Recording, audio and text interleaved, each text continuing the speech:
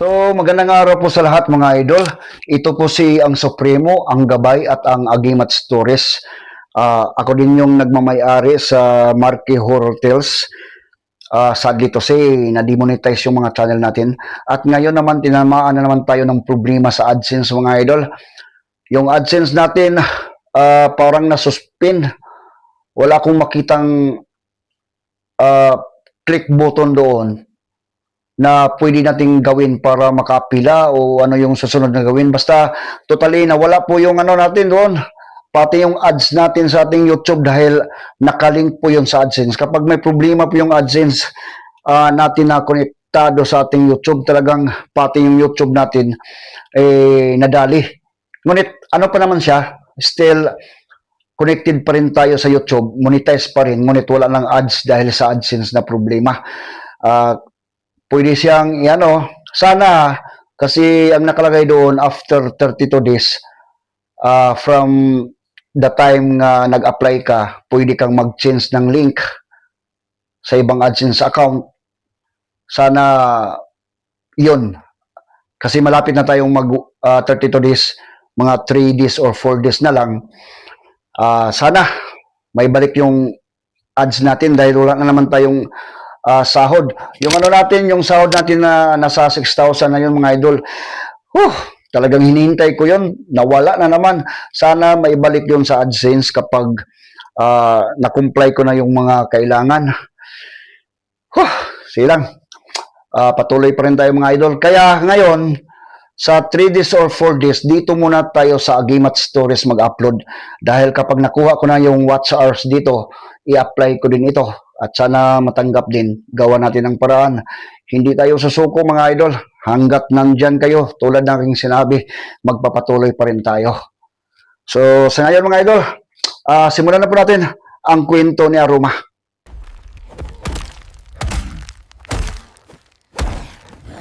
Agad nang nakapagpasya na si Nanay Candida na doon na sa lagusan na iyon dumaan, papunta doon sa sentro ng lugar. Ang kanilang inaalala lamang at nararapat na gawin, paghandaan ang mangyayari kapag nandoon na sila sa sentro ng bayan. Habang papalayo naman ang dalawang mga espiya, agad nang tinungo nila ang itinurong daan ng mga ito. Nandoon ito sa gilid lamang ng bayan, kung saan mayroong makakapal na mga puno ng kahoy at mga batuhan. Detalyado ang pagkakabigay ng impormasyon ng dalawang mga espiya. Kaya makalipas lamang ang ilang mga minuto sa kanilang pagpasok doon sa mga kakahuyan, agad nilang nasipat ang dalawang malaking bato na napapalibutan ng mga makakapal na baging at talahiban. Agad na lumapit itong si Nanay Candida at hinawi ang mga baging, pati na ang mga dahon ng mga halaman.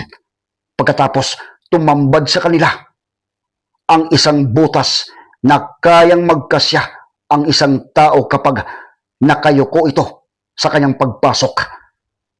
Ito na ang butas na sinabi ng dalawang espiya.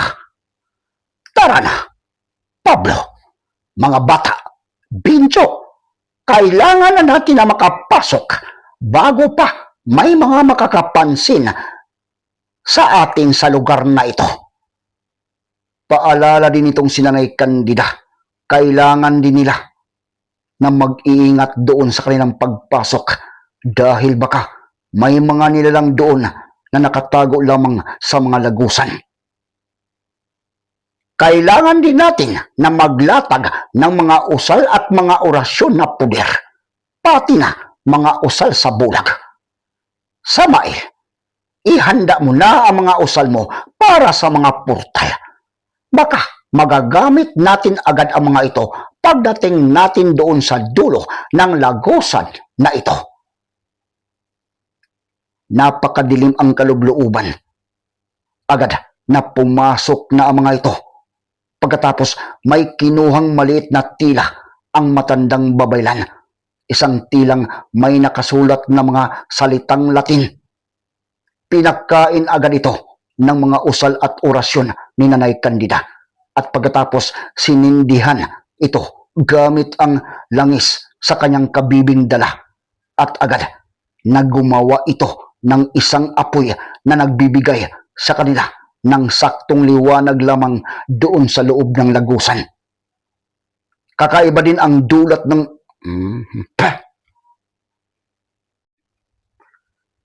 Kakaiba din ang dulot ng apoy na ito sa kanilang balat.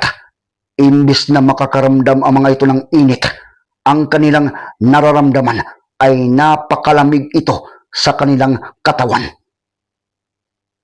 Nagbigay ito ng liwanag sa kanila at habang patuloy na naglalakad ang mga ito, papalaki pa ang butas ng lagusan hanggang sa malaking-malaki na ito na umabot sa puntong magkasya na ang kanilang grupo kapag sabay-sabay na naglalakad. Parang isa itong kuweba. Gayon paman, nanatiling alerto pa rin ang mga ito at mariin na nakikiramdam doon sa mga batuhan na dinadaanan. Patuloy ang kanilang paglalakad. Patuloy din ang kanilang paglatag ng mga usal at mga orasyon para siguradong walang makakaramdam sa kanila kung sakaling may mga kalaban man ang nandoon sa lagusan na iyon. Lumipas pa ang ilang mga minuto, napapansin itong si Nanay Candida na lumiliit na ang lagusan na kanilang dinadaanan, kaya muling wika ng matandang babaylan. Sa tingin ko, Binjo, Pablo, malapit na tayo sa dulo ng lagusan na ito. Mukhang malapit na tayo sa sentro ng bayan. Samael, Aroma, Nico, humanda na kayo. Ihanda mo na ang mga portal mo, Samael. Ako na ang mauna. Pagkatapos tuloy-tuloy ang paglalakad ng mga ito hanggang sa lumiit na ng husto ang lagusan na saktong nakayuko na ang mga ito. Nakakita na din ng liwanag ang mga ito, kaya muling inaabisuhan na nitong si Nanay Candida ang lahat ng kanyang mga kasamahan na mag-iingat at humanda na. Ang mga ito sa kanilang paglabas, sa mga sandaling iyon, nandoon na din sa dulo ng lagusan, nakaantabay ang dalawang mga espiya, kasama din ang tatlo pa sa mga ito na nakakalat doon sa paligid. Ang dulo kasi ng lagusan ay nandoon sa isang maliit na tindahan na malapit lamang at nasa harapan mismo ng malaking kulungan ng gobyerno nitong si Pinunong Dumas. Ang may-ari ng tindahan na ito ay kabilang din sa mga espiya ng gobyerno nitong si Haring Saul.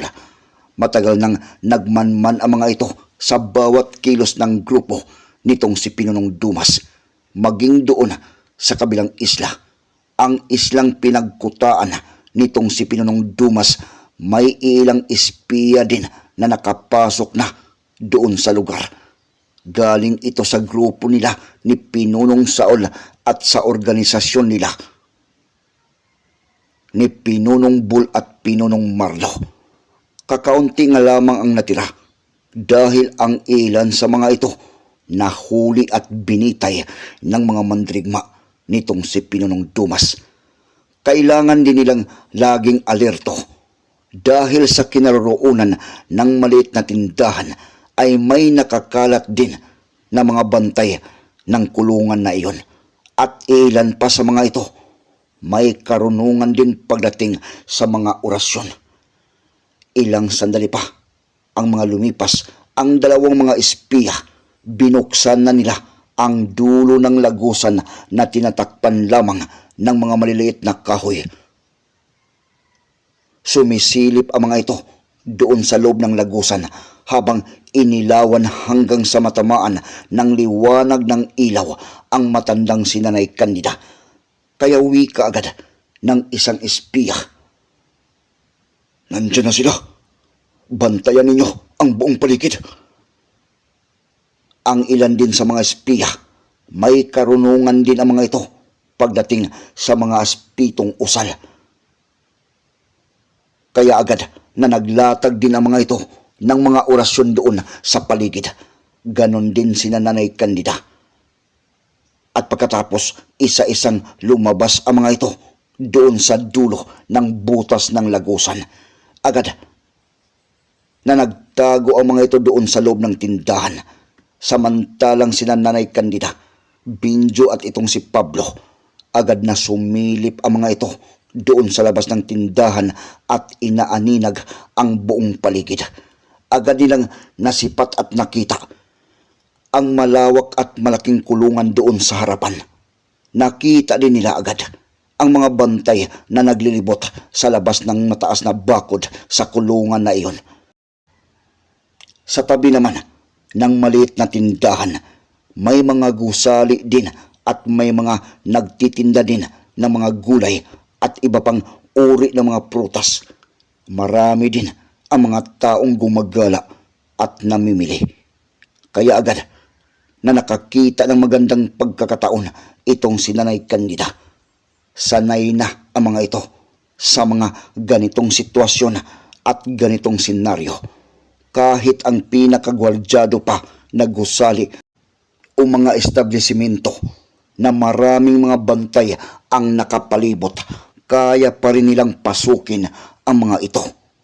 Ilang sandali pa, habang nagmamatsyag sa labas si Nanay Candida, may nakita itong panakanakang mga sasakyan ang pumapasok doon sa loob ng bakod ng kulungan. Kaya agad na nakabuo ng plano itong si Nanay Candida. Nakabuo ito ngayon ng paraan kung paano makapasok doon sa loob ng kulungan ng mga sundalong mandirigma.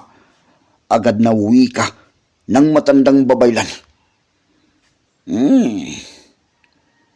May naisip na akong paraan, Binjo, Pablo, kung paano tayo makapasok agad sa loob ng bakod na iyan at makapasok sa loob ng mga kulungan. Kayong mga espiya, Johnny at Joel, kayo ang busis at tainga namin dito sa labas ng bakod. Kung ano man ang mga kahinahinalang kilos ng mga bantay, ibalita nyo agad sa amin sa pamamagitan ng mga usal palipad hangin. At kapag nakuha na namin at matagumpay na magawa ang aming misyon, agad na kumilos kayo, gumawa kayo ng mga orasyon na magiging dahilan para makuha ang atensyon ng mga bantay at mga kalaban dito sa labas at loob. Kami na ang bahalang gumawa ng paraan para makatakas agad at makalabas sa malawak na kulungan na iyan. Pagkatapos agad na sinabi na nitong si Nanay Candida sa kanyang mga kasamahan ang kanyang naisip na balak at plano, agad naman na wikang sagot nitong si Binjo. Talagang magaling ka, Nanay Candida. Mukhang mas maganda ang paraan na ito para agad tayong makapasok. Magagamit din natin ang karunungan nitong si Samael. Pagkatapos agad na sinabi din nitong si Nanay Candida doon sa batang si Samael ang kanyang binabalak, dahil ang batang ito ang mayroong malaking papel na gagampanan para magtagumpay ang mga ito sa kanilang binabalak, lalo na itong si Nanay Candida. Wika ng matandang babaylan. Samael, maglatag ka ng mga usal para sa mga portal mo, para mailatag mo ito na konektado doon sa loob mismo ng kulungan na iyan. Sa pagpasok ng sasakyan, agad natin napabagsakin ang lahat ng mga mandirigmang sundalo sa loob at tayo ang magmamaniobra papasok. At bahala na, basta ang mahalaga, makapasok tayo agad sa loob na walang makakapansin at makakaalam sa ating tunay na pagkakilanlan. Kailangan lamang na gawin natin ito na sobrang planado at malinis na pamamaraan. Kailangan na walang makakapansin sa ating gagawin. Maingat at detalyado ang ating gagawin na pagpasok sa kulungan na iyan. Nagulat naman ang mga espiya sa kanilang narinig. Katanungan agad sa kanilang isipan kung paano ito gawin ng grupo nila ni Nanay Candida. Ngunit sa mga sandaling ito, wala nang panahon pa para may mga katanungan pa sa kanilang isipan ang mga ito. Ang gagawin nila, magtiwala sa grupo nila ni Nanay Candida at gagawin nila ang kanilang nakatukang misyon para matulungan ang mga ito. Ilang sandali pa, agad nang inihayag ni Nanay Candida kay Samael ang mga dapat nitong gagawin.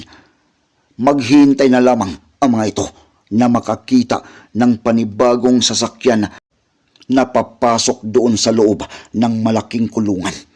At makalipas lamang ang ilang mga minuto nang makakita ang mga ito ng dalawang mga sasakyan na magkakasunod papasok doon sa loob. Wika agad itong si Nanay Candida. Iyan na, Samael, Binjo, Pablo, humanda na kayo. Gawin na natin ang aking binabalak at plano. Gamitin mo na ang mga portal mo, Samael. Ilatag mo ito sa dalawang bahagi sa loob ng sasakyan at doon sa bandang nagmamaniho para agad na madispatsa ito ni Pablo. Agad na sumunod ang batang si Samael sa utos nitong si Nanay Candida. Agad na naglatag ito ng 3 mga portal. Isa doon sa kanilang kinaroroonan at 2 naman doon sa mismong sasakyan na nasa hulihan na. At sa isang hudyat ni Nanay Candida, agad nang kumilos na itong si Samael at ang grupo ng matandang babaylan na sa isang iglap biglang nawala ang mga ito doon sa may tindahan at nakita na lamang ng mga espiya ang isang pabilog na hugis doon sa loob.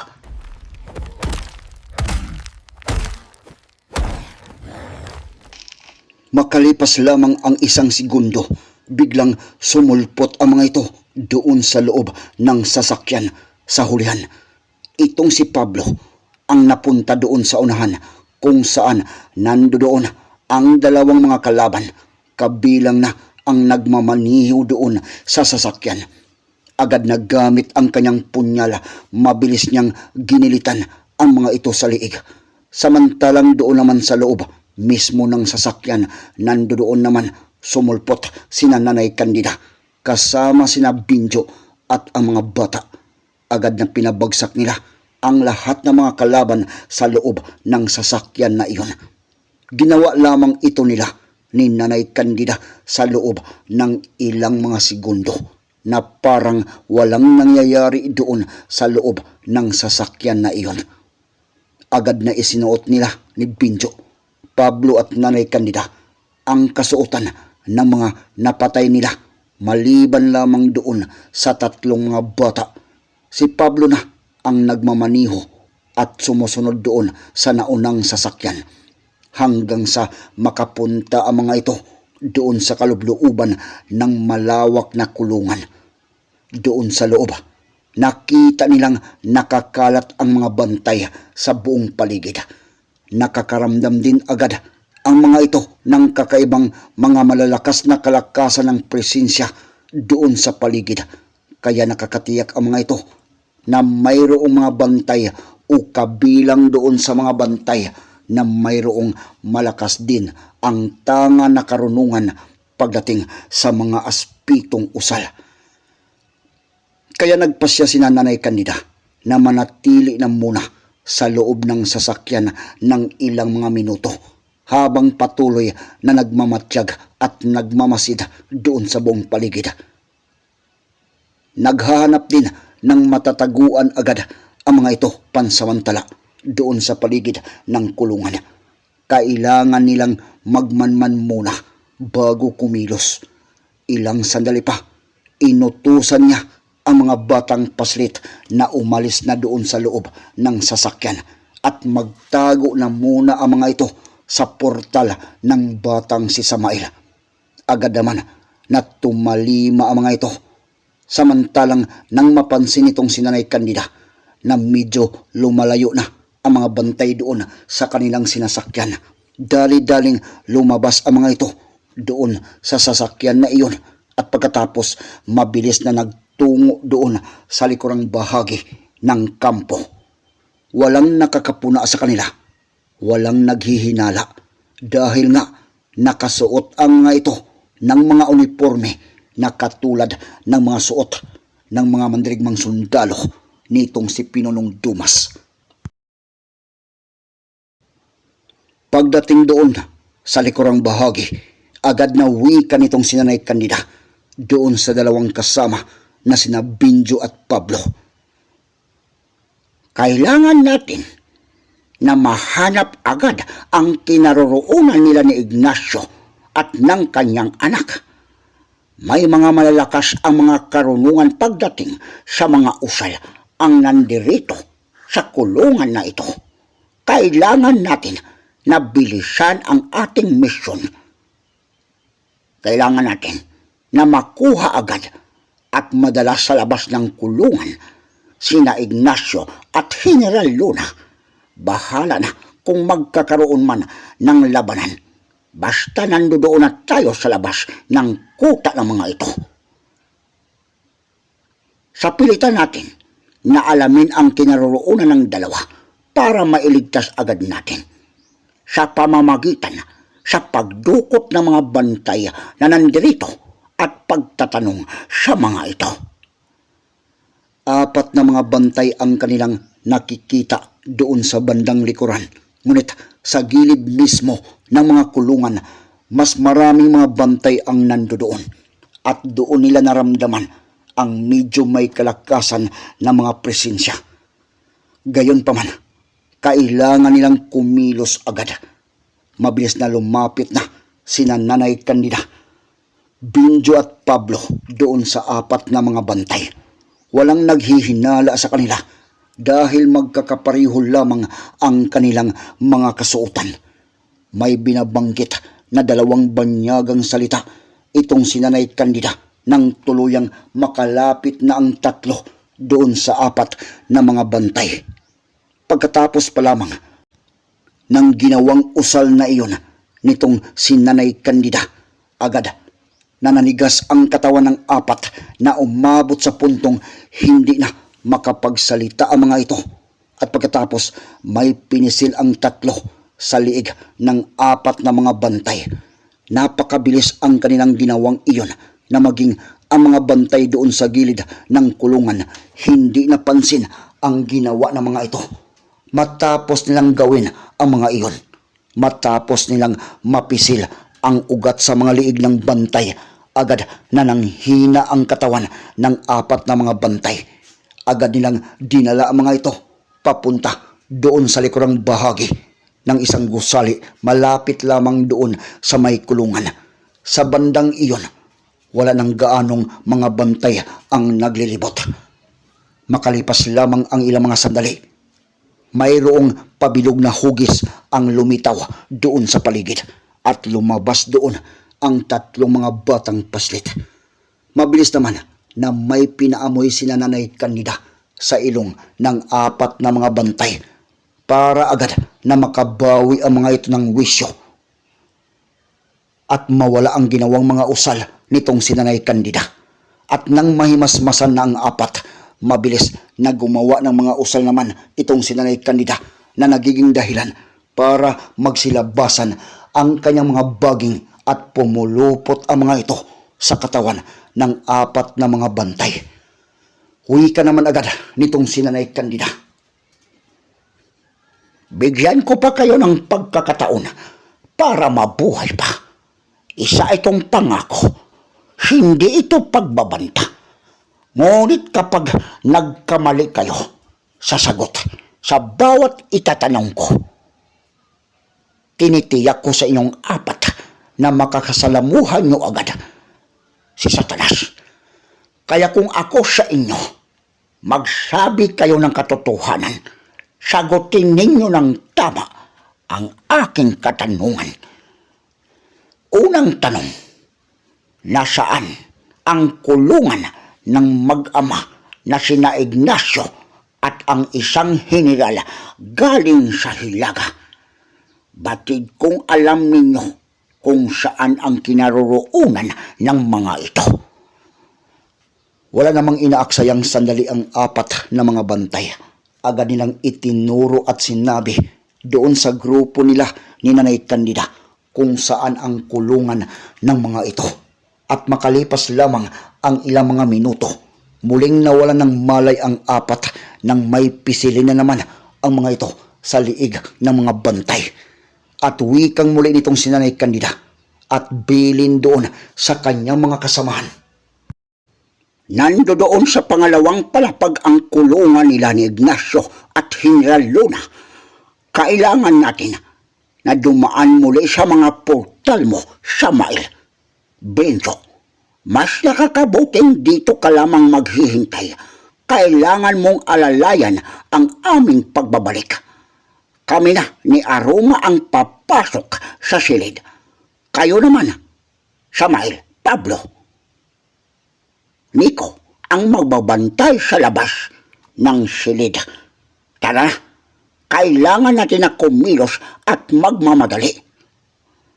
Agad na naglatag ng mga portal ang batang si Samael na konektado doon sa pangalawang palapag. Pangatlo, galing sa dulo, ang silid na kinaroroonan nila ni Tata Ignacio at General Luna. Sa mga sandaling iyon, dahil nakasuot pa rin ng kasuotan ang tatlo bilang mga mandirigmang sundalo, inaasahan nilang hindi agad sila paghihinalaan ng mga bantay. Nagtakip na din ng mga tila ang mga ito sa kanilang mga pagmumuka at ilang sandali pa pumasok na ang mga ito doon sa portal ng batang si Samael, maliban lamang doon kay Binjo na nagpaiwan. At ilang sandali pa, walang pakialam ngayon ang mga ito kung may mga bantay man doon sa pangalawang palapag. Pagsulpot ng mga ito, naabutan nila ang mahigit sa 10 ang bilang ng mga bantay na malapit lamang doon sa kinaroroonan na silid nila ni Tata Ignacio at General Luna. At agad na naramdaman nila ni Nanay Candida ang lakas ng presensya ng dalawa doon sa mga bantay. Nagkagulo agad ang mga ito. Kaya agad na inaabisuhan ni Nanay Candida ang mga kasama na agad na nilang gawin ang kanilang nakatukang plano at misyon. Umindak agad sa sahig itong si Nanay Candida, sabay ng pagbibigkas ng mga banyagang salita. Biglang umalagwa ang mga baging sa paligid na humarang naman doon sa mga bantay para hindi makalayo ang mga ito at makapagsumbong doon sa kanilang mga kasamahan. Kumilos na din ang mga bantay para atakihin ang grupo nila ni Nanay Candida. Ngunit sinalubong ang mga ito nila ni Pablo, Nico at Samael ng mga pag-atake. Napakabilis ang ginawa nitong si Pablo. Naggamit ang kanyang punyal, agad na inaatake ng mga pagwasiwas ang mga bantay. Ngunit tulad ng kanilang naramdaman, malakas ang dalawa sa mga ito na agad na nakita ang ginawang iyon ni Pablo at agad na gumawa ng mga usal ang mga ito at mga pag-atake.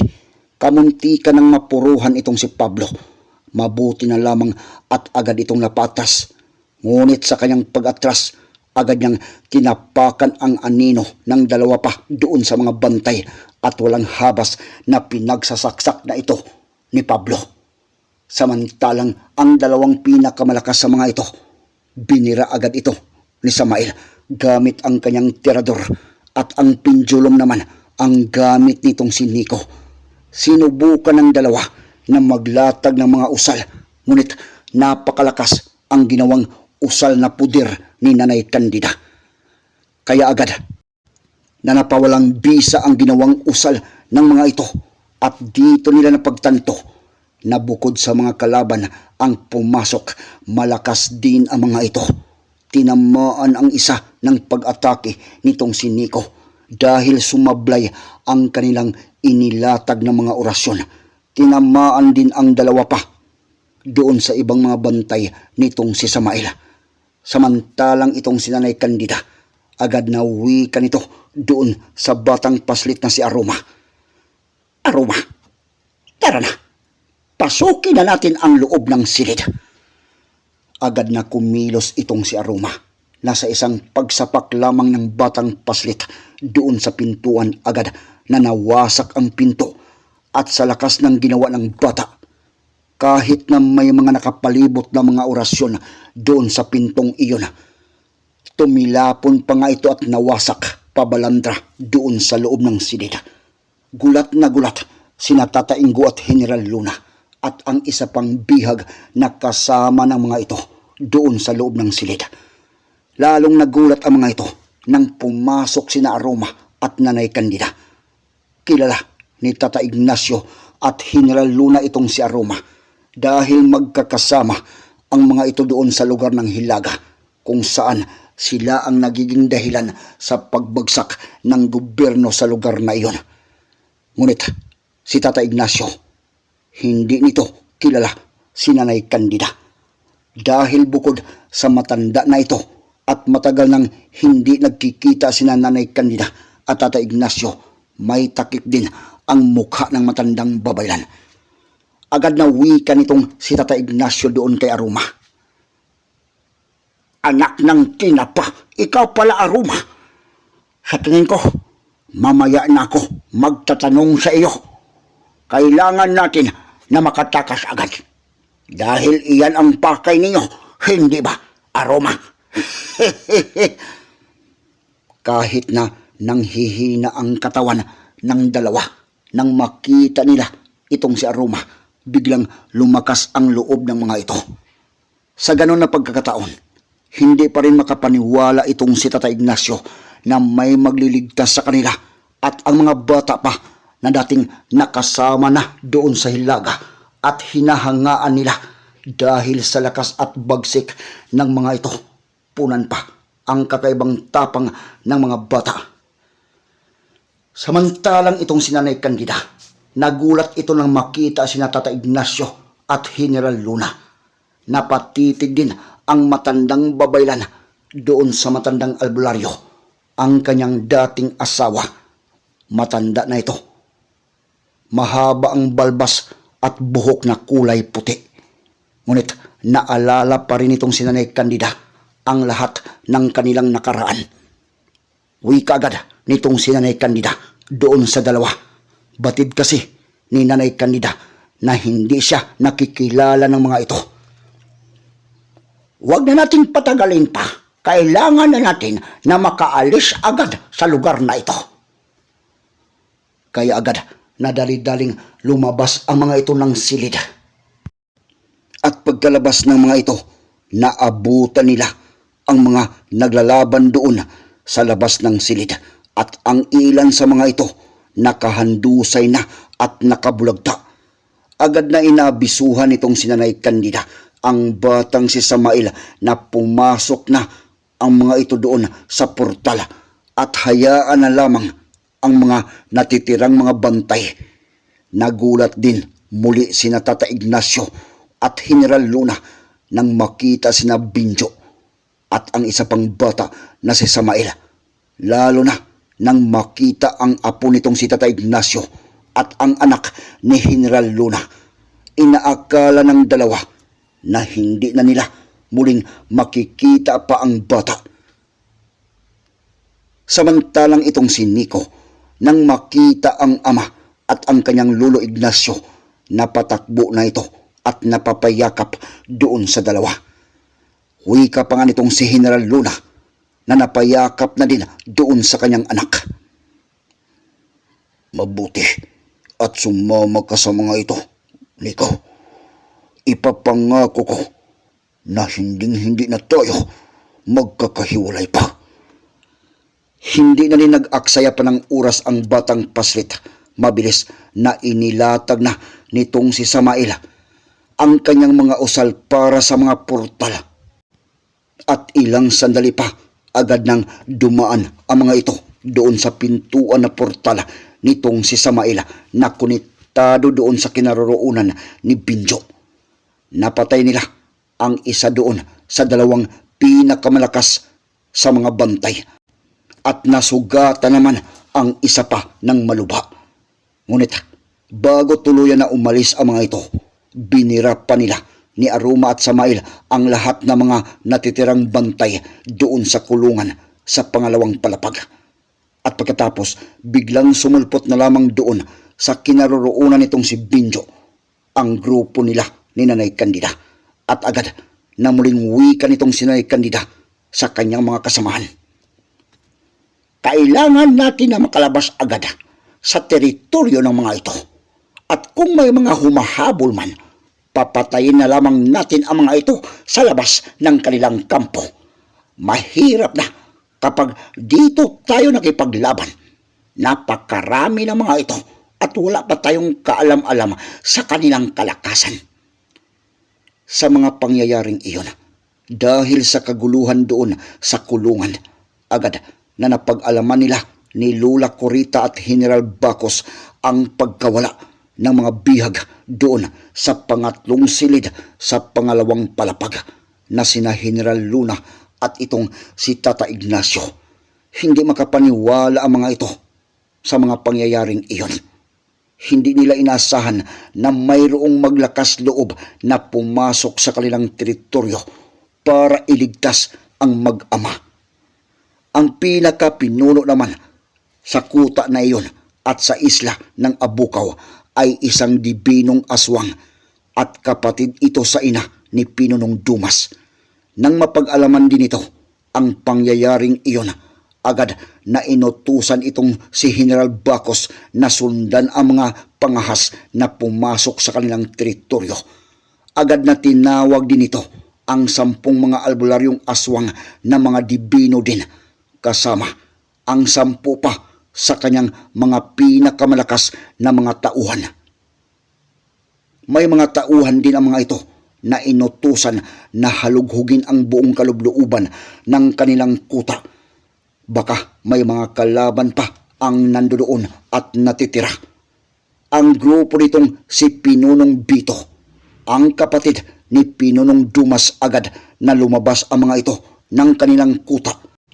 Kasama ang 10 mga dibinong aswang at 10 mga mandirigma. Lumabas ang mga ito para subukan na sundan ang grupo ng mga pangahas na nagligtas doon kay Tata Ignacio at General Luna. Samantalang sina General Bacos, Lola Corita at ang 10 pinakamalakas naman sa kanilang hanay na mga antingirong kriminal, agad na sinundan ang bakas nila ni Nanay Candida. Galit na galit ang mga ito ngayon at palaisipan pa rin sa kanila kung sino ang may kagagawan sa pagligtas sa kanilang bihag at asawa at anak nitong si Lola Corita. Wika pa nga nitong si Lola Corita habang papalabas na ang mga ito doon sa bakod ng kanilang kampo. Magbabayad ang may kagagawan sa pagligtas kay Ignacio at kay Luna, General Bacos. Sino kaya ang may kagagawan? Sino kaya ang mayroong lakas loob para pasukin ang ating kampo? Sagot naman agad nitong si General Bacos na sinubukan ng maglatag ng mga orasyon para agad nilang masundan ang mga presensya ng may dala kay General Luna at kay Tata Ignacio. Iyan din ang aking iniisip, Lola Corita. Sino kaya ang mga ito? Nakakatiyak akong malakas ang mga ito dahil nagawa nila ang mga bagay na iyon sa kabila na marami tayong mga bantay at mayroong malakas na mga kakayahan. Kailangan natin na masundan agad ang mga ito at patayin. Gigil na ako na mapag-alaman kung sino ang mga ito at gigil akong mapatay at maputulan ng liig ang mga ito, Lola Corita.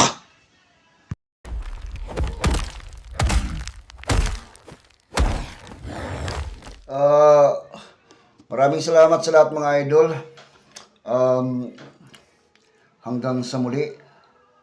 Gusto kong pasalamatan muna yung mga nagpadala sa ating GCash kay Idol Junjun Subiega, Roman Villanueva, kay Madam Imelda at kay Aling Merla. Maraming salamat po sa inyo. Ngayon mga idol, shoutout tayo sa lahat ng mga nag-comment sa ating upload sa Agimat Stories na channel. So maraming salamat sa pagsunod doon, sa pag-subscribe at sa pakikinig sa ating kwento, lalo na sa mga nag-comment. Maraming salamat. Shoutout kay Idol Raymond Awayan, kay Idol Medardo Macopia, kay Gisa May, Henry Tayas, Marilo Canta. Sabi na, good evening idol, nakakalito minsan, di na masubaybayan ng kwento. Kapag nakasubscribe ka idol, hindi ka malilito kasi lalo na kapag naka-notify ka pag may upload, ano talaga malalaman mo idol. Hindi ko din inakala na ganun yung mangyari sa ating channel eh. Shoutout kay Marilan Arellano, kay Juhin Palomado, Maria Dalimot, maraming salamat. Kay Efren Abadjano, idol, salamat. Kay Lucrecia Cañedo, Asia Sipmal, or Asi Asipmal, kay Paul Gasang, kay Analisa, maraming salamat. Talagang parang pinag-initan tayo ng YouTube talaga nito. Pero sana maayos ko din yung AdSense. Kay Dolores Tulyao, kay Sandra Anderson, Ali Osino, kay Marcel Nakil, salamat. Kay Nina Acaba, Cherry Magaro, Just the Great, Christine Ceballos, Johannes Barocamo, Alexander Alipio, Rolly Bangkaya, kay Rose Guanzon, Rimel Intok or Rhyme Intok, kay Stella Rosario, kay Rona Villaluz, maraming salamat. Sabi niya, sayang naman. Oo idol, ito, gumagawa na naman tayo ng story para sa inyo, kahit wala tayong sahod. At saka, ano mga idol, gusto ko din yung dalawang ano natin, member na sila Los Pantas at Marcel Nakil. Baka babalik din yung membership nyo mga idol pag bumalik na yung monetization sa pag bumalik na yung ads sa ang gabay. O sana mga idol. So hanggang dito na lang, maraming salamat sa muli at mag-iingat pa tayong lahat mga idol.